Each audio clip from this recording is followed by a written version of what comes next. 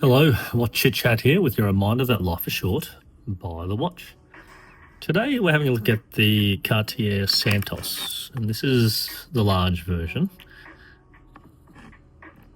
And just get a close-up shot of that dial. You can tell it's a large version because of the date window. The small and medium don't come with a date. So this watch has got a bit of a little plastic case that comes with it, which is pretty cool. Protect the bezel. And that bezel definitely needs protection because it's high polished and an absolute scratch magnet. Zooming closely.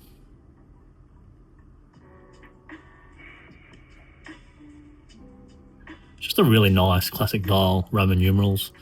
And you can't really tell here, but that date window is actually a bit silvery in color.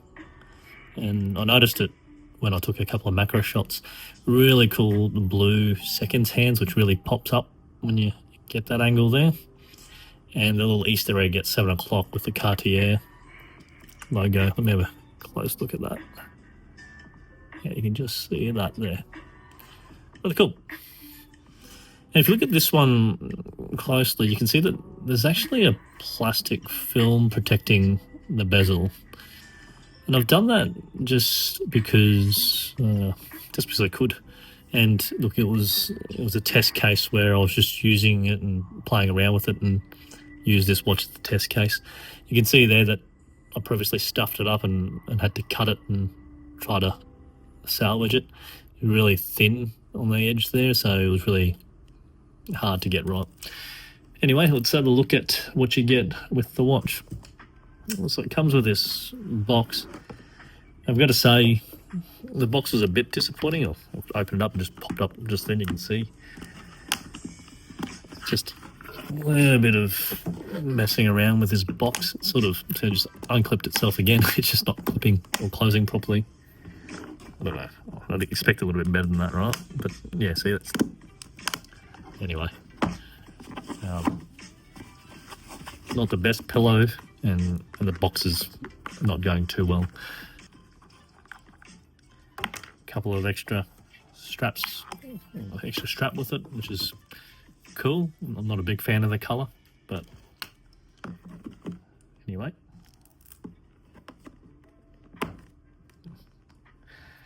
What else do you get with it? You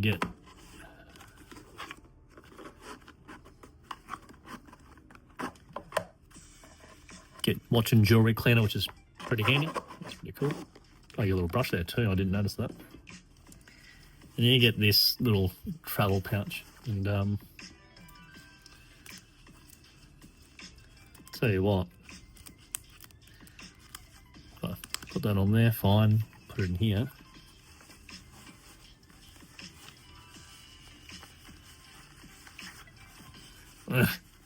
Kidding me.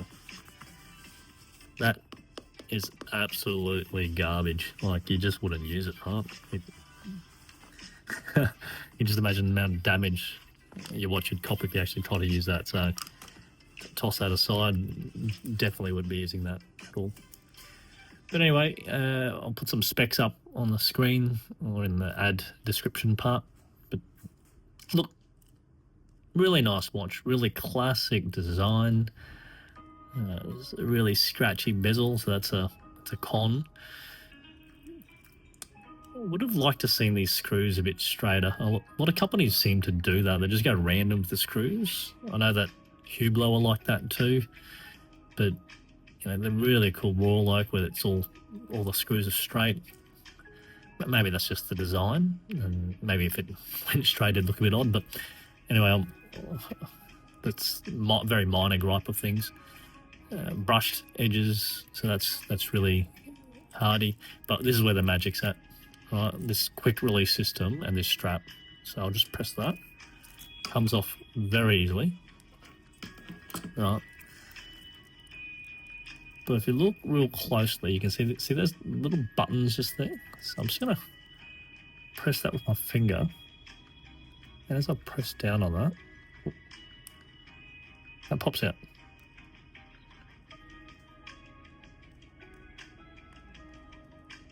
See that? And what you do is you basically pull that out, and It locks in, which is cool, so you can't lose the pin.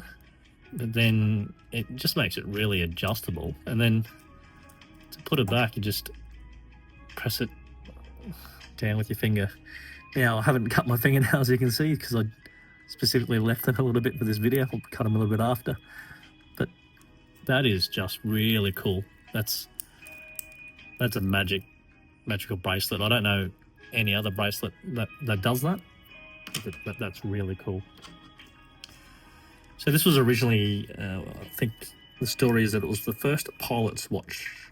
A gentleman called Dumont asked for Cartier to make the watch for him so that they could fly and tell the time without having to get the hands off the flying wheel, I guess, whatever apparatus they used.